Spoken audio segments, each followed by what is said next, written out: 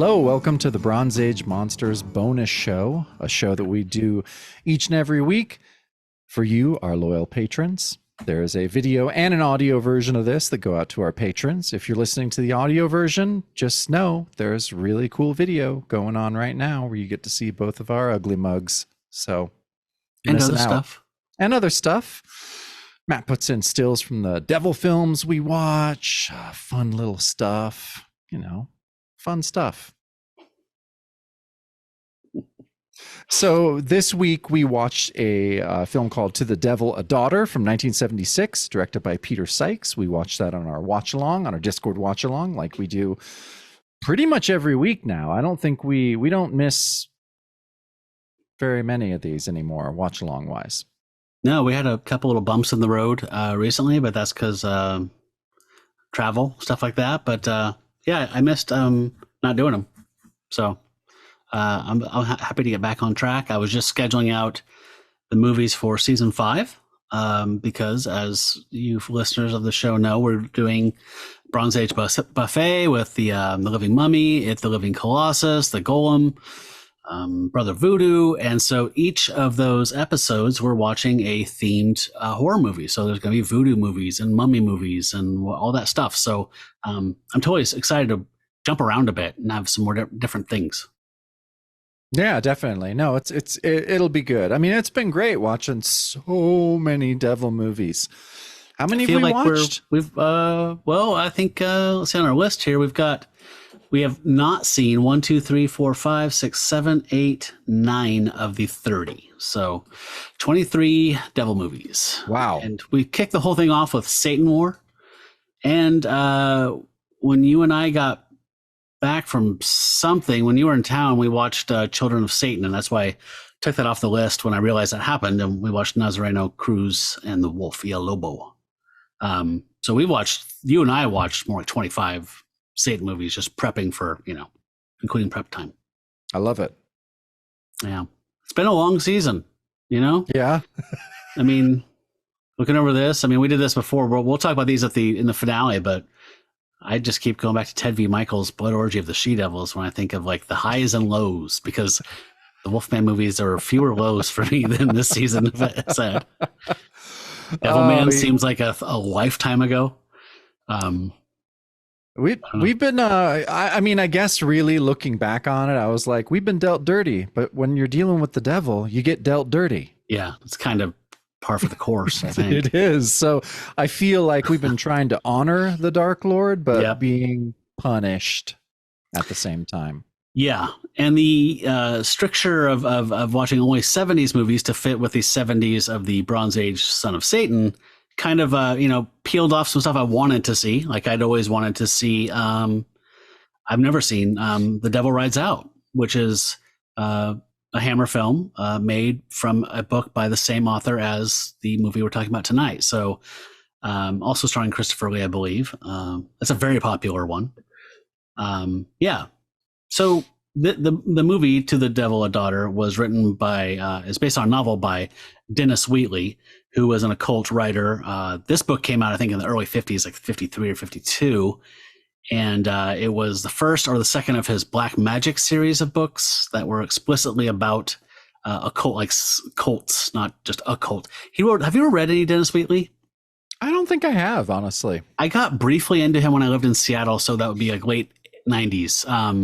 I don't know why. Probably because I bought this big book that was all about Hammer, the history of Hammer from their early pre-horror days to their horror boom and till their implosion at this point we're talking about tonight.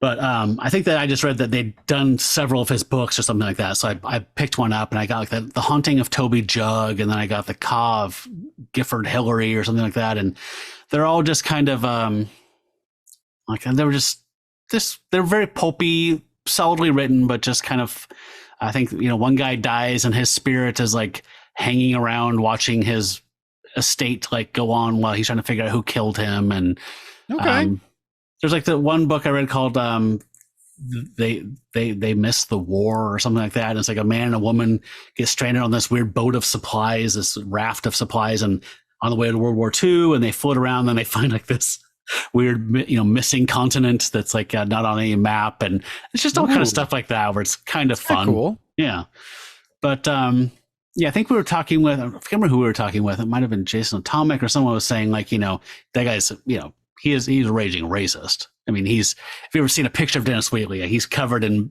MBEs and all these kind of things from the Queen, and he was very kind of militaristic, and I'm sure he was just the typical stuffy. I'm sure he was. Yeah. Long-haired hippies. So, yeah, interesting guy. I wouldn't say run out and grab any of his stuff, but I was glad. I read like 5 of them. I was like, I'm good. So anyway, I haven't read this book, and I haven't read The Devil Rides Out, but yeah, I know that Dennis Wheatley was very unhappy with this production when this came out. He said that Hammer would never be allowed to adapt any of his work ever again in the future. He said it was trash. And yeah, that kind of made me happy, actually. Yeah. I don't know why. So if you don't know much about Hammer, don't confuse them with Mallet Studios. That's in the Marvel U. This is Hammer Studios. Yeah, they briefly they came to prominence. They did a swashbuckling adventure, all kinds of stuff in the 40s and then the 50s, and they hit really hard with The Blood of Dracula, or I can't remember, the Horror of Dracula is the American title, but it was color, which was new for a horror film at the time. It was kind of lavish, high production values, and it made a ton of money. So then they did The Curse of Frankenstein, and then they just rolled out the entire Universal cycle again, but in color with these high production values, often with Peter Cushing, often with Christopher Lee, and they had these same cycles that they Universal did, like 5 or 6 movies for each monster, and they were printing money in the mid 60s. A bevy of beautiful women were in these films as well, and by the late 60s, early 70s, they were starting to kind of die off. They were getting less and less returns on their investment. They tried some different things. They put some nudity and stuff, like in Twins of Evil. They kept all the vampire stuff because that seemed to be popular in the 70s, but they were just kind of losing money. And by, when was this, 76, you said? 76, yeah. I believe this was like they were quite in debt to some studios, and this was kind of one of the last big gambits. It actually made a ton of money and did really well ticket sales wise, not critically, but it wasn't enough to save the studio, and so they ended up. I think they might have had one more film in the pipeline, but then they shuttered after that or this, and came back like in the 2000s. They came back again, like made a handful of films. They still kind of kick around, but yeah. They were definitely dead for like 25, 30 years. Well, I get it. I mean, this movie is not their finest hour by any means, but yeah, well, like you say, Matt, you weren't at our watch along, so I feel like I don't know any of your it's weird not to know any of your any of the ways that you're going to be going. Okay. I have no idea. I have no idea what you think of this. I will say that I watched this by myself Sunday, and about halfway through I paused and looked something up, just trivia. I wanted to know something, and then I kind of started poking around IMDb, and I was surprised that I like it a lot more than everybody else does. I do have some major issues with it as a movie, but yeah, maybe it's just because I was primed with some Dennis Wheatley books or something, but I was like, I was enjoying it on a level that most people do not, I guess. Okay. So I can talk about, why don't you just briefly do the elevator, like what this is about as a movie, synopsis wise, and then we can talk about execution. Okay, well, that means I'm going to have to try to understand exactly what it's about. So there is, well, the main character is it's Richard Widmark, right? Yeah. Who plays the occult novelist. Which what is his name? John but it's something John Verney. And we think he's inspired by a real person though, right? Is that what we're kind of thinking? I just posted on the Discord like a picture of Dennis Wheatley and a picture of this guy because yeah, Verney, is that it? Like he's an occult novelist. Like you couldn't be more, you know what I mean? It's like some Stephen King kind of like, oh, I write horror books, like, you know. Yeah. And I was wondering in the novel if novelist wasn't British, because I think Dennis Wheatley is very Mr. Britain, and this was an American occult novelist. And I think personally, my theory, that they did that to draw in American audiences. And Okay. this film gets attached to The Exorcist in some ways, and I don't really see why. It's way more Rosemary's Baby, way more Rosemary's Baby. Yeah, it's way more Rosemary's Baby. So it kind of, I think it establishes in the beginning that their plan is to baptize a baby. There's 2 baptisms, right? Yeah, that's the part that's really confused me. It's really confusing. It's cyclical. It's almost like a repeating cycle. Yeah, so you're bathed, you're a baby, and you're baptized in the blood of your dead mother. Yep. Okay. And raised in a cult. But they disguised the Avatar part really threw me. Oh, the Avatar part is just bizarre. Like that I don't understand. There was a lot of this movie that I did not understand. So like the deity is Astaroth, right? Yes. Okay. Yep, they say that a lot. So yeah, the child is raised to, I don't know, post-pubescent age. We've seen a brief flashback right before the film starts. This happened. The statue of Astaroth is held onto above the teenage girl, and sex is mimicked, while the heretical priest that is the leader of the cult is actually having sex with an avatar stand-in for her. So yep. So his penis inside that woman is filling in for Astaroth's non-existent penis, but they're both having sex at the same time. And she becomes pregnant with his seed, but since he is a stand-in for Astaroth, it's actually Astaroth's child. Yes. It's very weird. That was really good. That was excellent. Okay.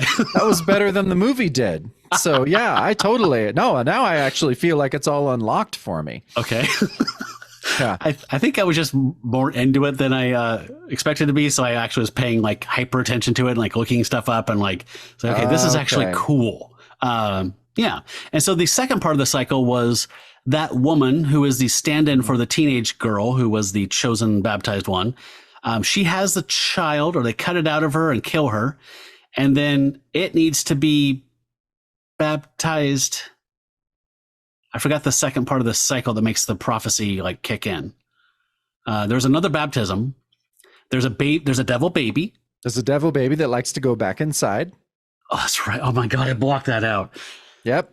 And I blocked out that there was an orgy until I was reading the Wikipedia page. Like, that's right. I blocked that out too. That was all the people involved in the cult were just copulating wildly. Block that thing out. I blocked some stuff out. Well, yeah.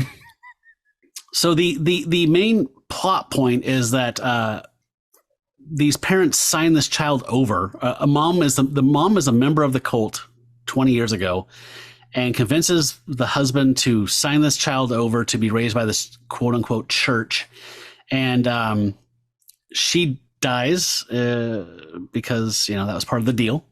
The daughter's born, and then she has to be baptized in her blood. So she dies in childbirth or whatever.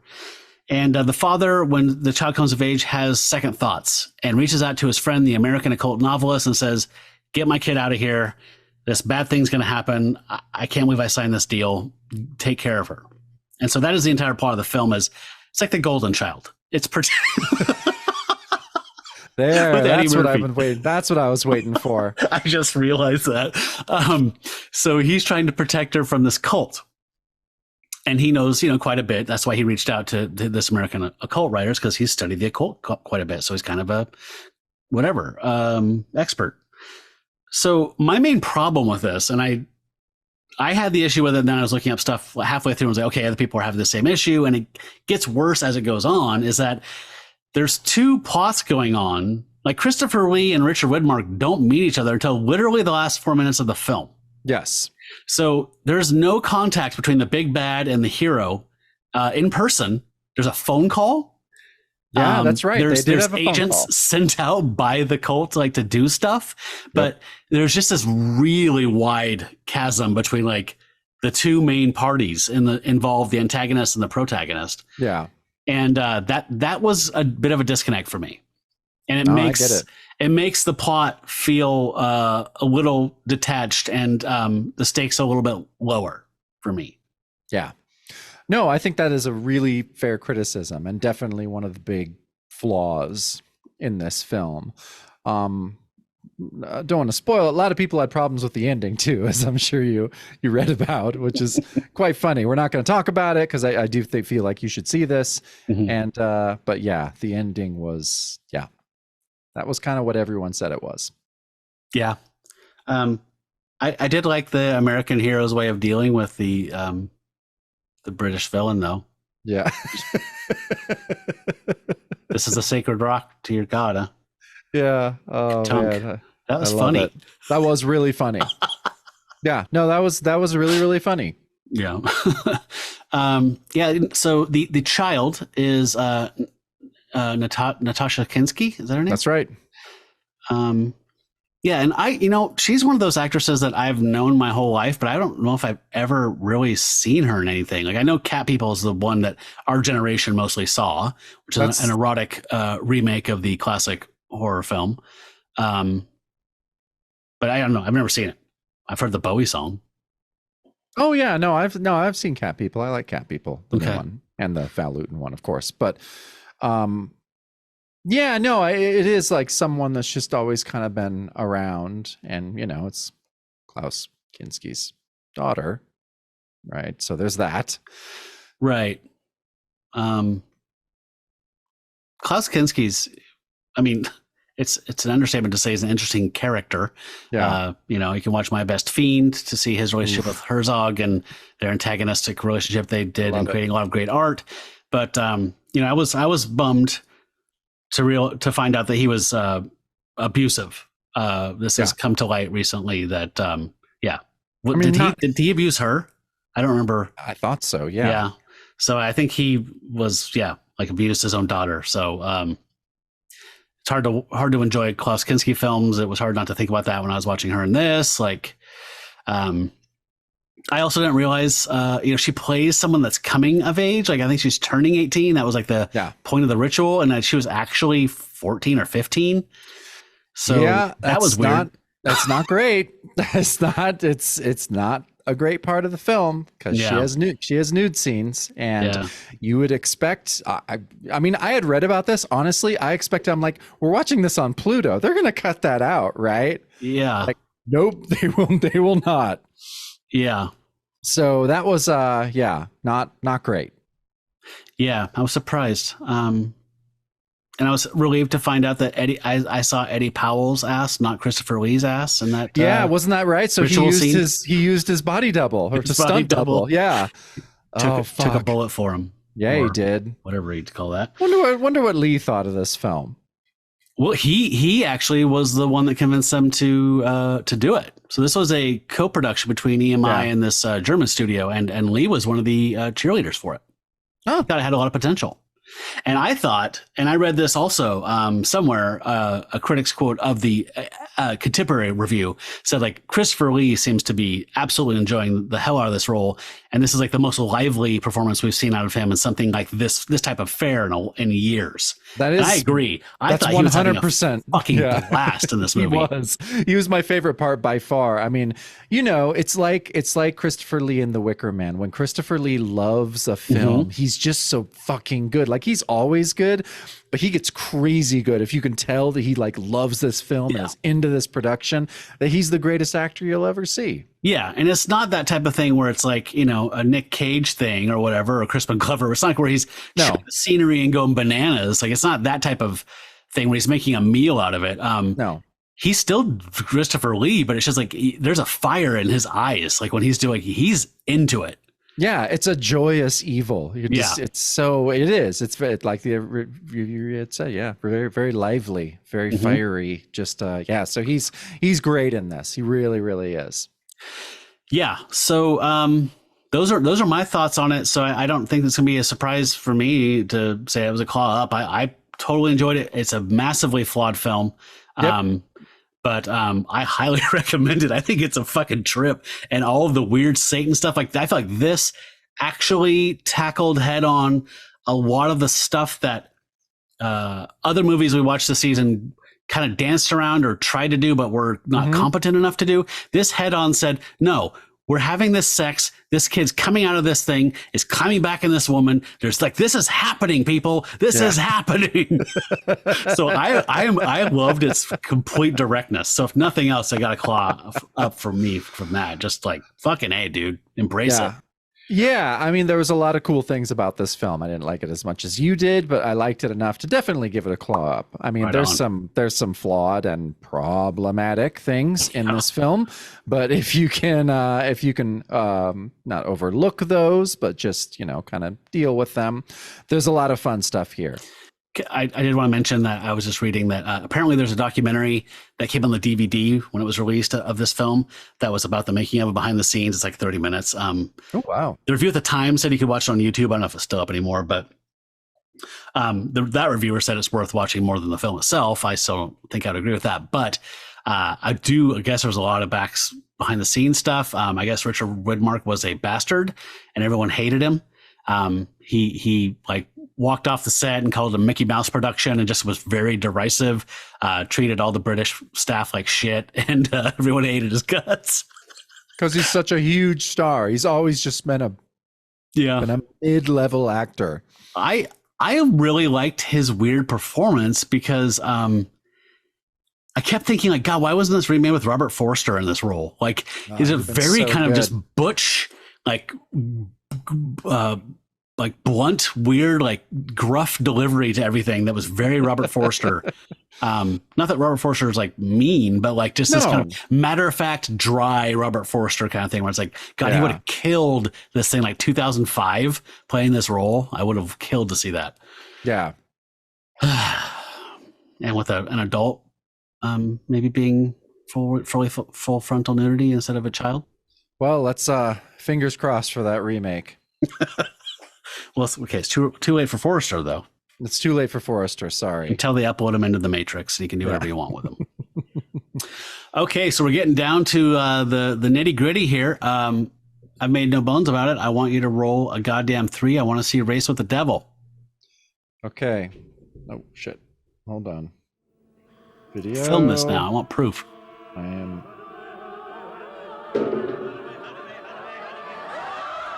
Sounds like a 3. 12. I see the 3. Oh, it was close. It's a new one. We don't even. How are we not even getting into? I don't understand. Okay, math people. Anybody out there listening that's a math person? Will you explain the probability of a narrowing list of options and how we're not getting? I don't understand. I don't understand either. It doesn't make any sense. Okay. So this is, I think this is another film that was mentioned by Jason Atomic when we were talking. It's Simon, King of the Witches from 1971. It stars Andrew Prine. I don't know anybody else that's in it. Brenda Scott, I know her. But yeah, it says a Los Angeles warlock, Andrew Prine, promotes cult activity and curses the establishment with a magic mirror. All this sounds good. What year is this? 1971. Oh, okay. All directed by Bruce Kessler. The film centers around the title character as he attempts to become a god through magic rituals. So this has definite hippie kind of overtones to it, I think, like hippie cult. So, okay. Cool. We're going to watch that Friday night. I'm excited. Yeah. But I am also really, really confused as to why we haven't gone into Triple Jeopardy, at least. Yeah. We've barely even gotten to Second Jeopardy. Yeah, that's happened like 2 or 3 times. Once? No, maybe twice. I think it was twice. Yeah. No, so that's disappointing because I want to watch the Satanic Panic. I want to watch that Christian film. Oh, there's multiples. Okay, well, I loaded it up enough for a 6-sided die. Like I really planned the season out, man. And holy shit, we roll for the Christian films too. Of course we do. I thought you were just kind of like one loaded up, but nope. That's a sub basement. Everybody. It's a sub basement of Christian. It was the last gasp attempt to save our souls, and we're not even going to have a chance to go to church. So no, just once at least. Damn, it kind of pisses me off. Yeah. Well, I apologize. I should, and I saw the 3. I really looked at that 3. It was close. I was thinking today, like, if things don't go my way, I feel like at the very end here, we should just do like a Damon Hellstrom and defy our father and just say, fuck you, father, and throw the die on the ground and watch Race with the Devil. I think that's a really good idea because he's been fucking with us this entire season. Yeah. Yeah. And you know what? I mean, he took Catherine Reynolds away from me. Yeah. There's no more Catherine Reynolds. And I don't know, I would think the devil would at least respect us for defying him. I feel like he's that kind of guy. I would think so too. I think he'd be like the devil in Nazareno Cruz and just laugh for like 5 minutes straight. That's my favorite scene. I still think about it. I think about it a lot. I think about that movie way more than I should. It lives with me. It lives with me forever. It's in here with me in my mind. I love it. I really enjoyed that movie. I'm glad we subbed that in at the last minute because oh God, I loved it so much, and I don't care. I'm gonna live with that song forever too. I don't even care anymore. Fuck! I hadn't thought about that for like a week. Well, we were just talking about the movie, so how could we not talk about the song? Anyhow, yeah, I'm excited to for when the season's over for us to choose our favorites. Yeah, that's going to be part. I'm going to be posting ballots for people to vote on finale stuff. Mm-hmm. So much like we have in past seasons, we're going to draw names out of Jacob's accursed champagne bucket, and those people are going to win prizes. I think last year I had to mail out a lot of stuff, and I want to have Threadless do it this year. So we're going to have like sending like a coffee mug, or whatever, a travel mug, a T-shirt, a hoodie, like go escalating up. And I love it. All things I can just click a button and send to somebody without going to a UPS store. So yeah, I'll be posting that on the Discord, and I will post that on the Patreon, open to the public, and we will have links to that stuff so we can get people voting early.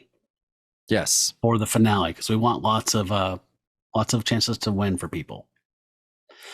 Yeah, and I'm sorry that I missed out on that screening. I did have an Odysseus awful day on the floating the Clackamas River. That was supposed to be, I don't know, 5-7 hours max, and was like 9.5 hours. It was absolutely awful.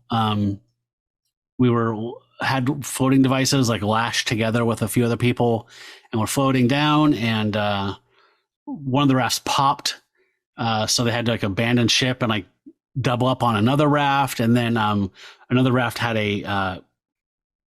got a leak, so we had to keep pulling over and pumping it up to make it for like another half an hour.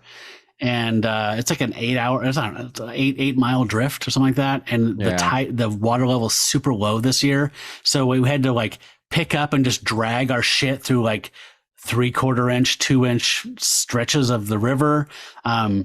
We all got pinned and wrapped around these rapids on this big rock to where we all got tipped over. And like Athena was like pinned up against the rock, and the rope that was lashing all the things together like went across her thighs, and like we got sucked under the water, and we're like the current, and like couldn't get it was the shittiest day, and I fucking got burned to fuck. I put sunscreen on like 3 times. Got so burned I had sunstroke. Like I was shaking uncontrollably by the time we got out of the river. Like, we have the chills, like permanent goosebumps. And was dizzy, almost threw up. Like that's sunstroke.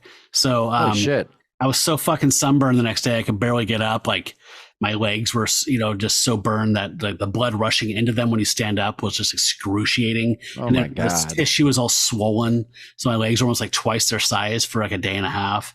Jeez. It was the worst fucking day. I mean, so that was my weekend. That was my Saturday, and then my Sunday was recovering on the couch and just like putting aloe on and taking cold baths. It was the worst fucking weekend. I am so sorry. Yeah, that whole thing. I don't know. Getting massively burned is just one of my worst. Oh, it's awful. And I hate it more than anything. I turned to Athena like halfway through the thing, and I was like, we've gone down the like the closed off section of the Rogue River 2 times, like through a couple class 5s with guides with less problems than this fucking stupid float. Down this quiet part of the river. So I'm never doing that again. I told Renee, I will drive you up there. I'll drop you off and I'll pick you up at the pull out point, but I am not fucking doing that again. That's a waste of time. Did Renee like it even? I mean, did Renee? Oh, she had a mimosa like before we started. She fell asleep like half the thing. I had to wake her up before we got wrapped around that rock. Like she was just, it's so relaxing. Oh, it was so pretty. I was fucking paddling like a madman. I'd got a paddle and was just like, I want to get the fuck off this river. I can't wait to get out of here. And so I was sore, like my, shoulders, because I was just turning and paddling every time I could just to pull us just a quarter of an inch faster, It was awful. Wow. Yeah, that sounds really, really terrible. Yep. So I'm looking forward to watching a movie and putting that all behind me next week. This Friday. That's right. So, I mean, this is going to come out before the ladies episode, right? Yeah, this should come out on Wednesday. Okay, perfect. So yeah, I mean, anyone who's watching or listening to this, hopefully a few days after you listen to this, you will hear our wives host the show. Mm-hmm. Matt had the genius idea of doing Assistant Editors Month, which is a callback to something Marvel did in the early 80s.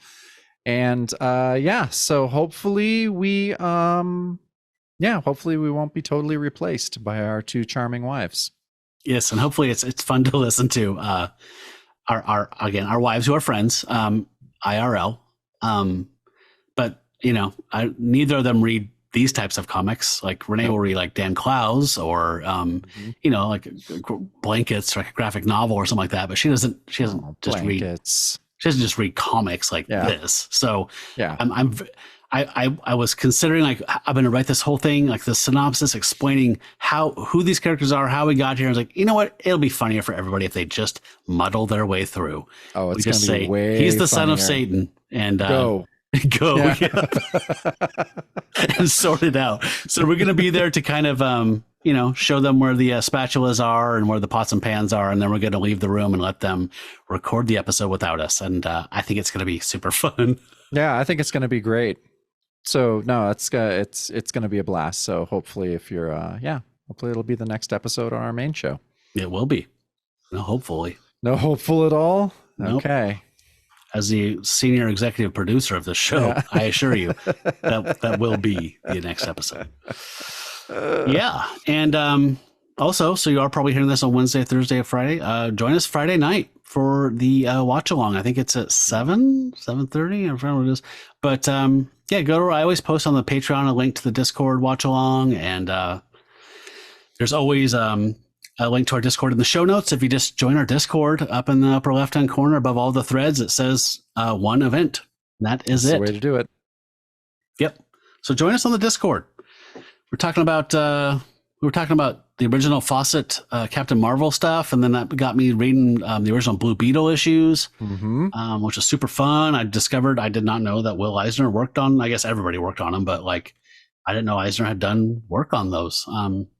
And some of the artists on there are that beautiful golden age kind of primitive, like Phantoma type of stuff. Where it's kind of like, oh, it's just gorgeous. It's just surreal and strange and raw and primal, Yeah, I mean, you've just described why I love Golden Age comics and why I love weird Golden Age comics from like right at the birth when everything exploded. You're talking 39, 40. Of course, you had the successful companies, but the weird offshoots and the strange little companies, Hillman or like just weird ones. That's where a lot of just the primal ooze lies. Like especially like on the outlying stuff, the outlying weird characters, like you're talking about.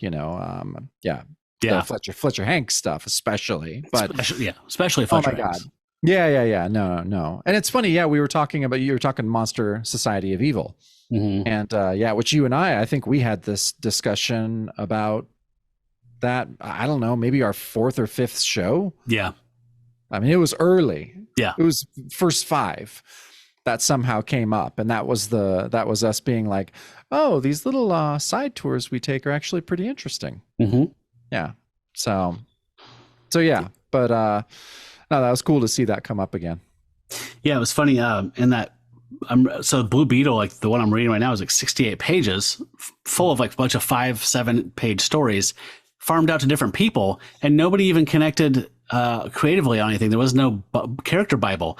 No. So he looks like the classic Dan Garrett Blue Beetle in the first story. In the second one, he looks like Green Hornet, but he just has a scarab instead of a hornet on his like suit jacket and fedora. And then the next one, he has a tick antennae. Like nobody was talking to each other. They're just all over the place. It's so fun.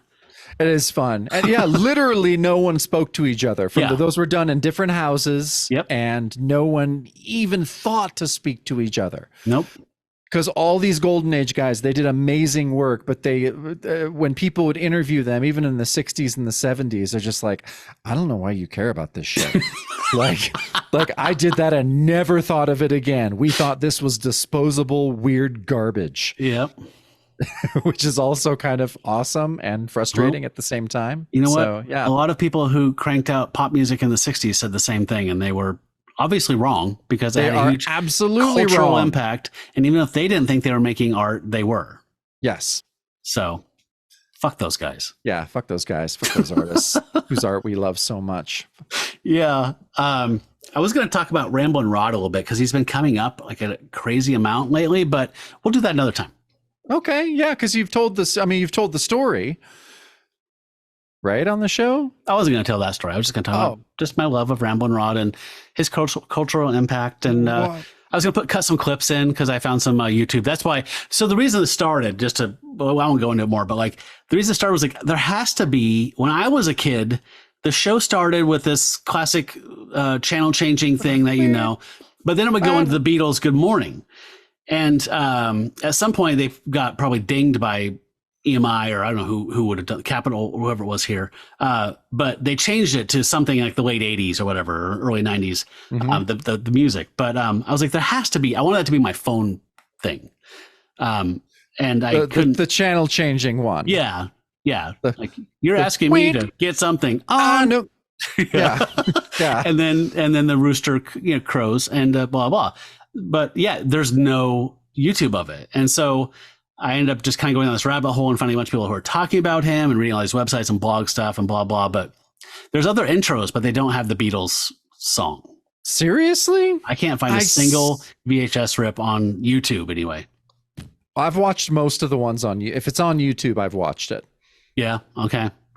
Well, I just downloaded some from like the early 90s, which was after I was obviously done. I was a senior. I know. There's barely any from the 80s. There's no full episodes from the 80s. No, there's just smile contests and stuff. Yeah, there's smile contests. I mean, yeah, this is making zero sense to anyone that didn't grow up. If you weren't in like the tower, geographical map of KPTV 12 and their broadcasting towers and what is it? Yeah.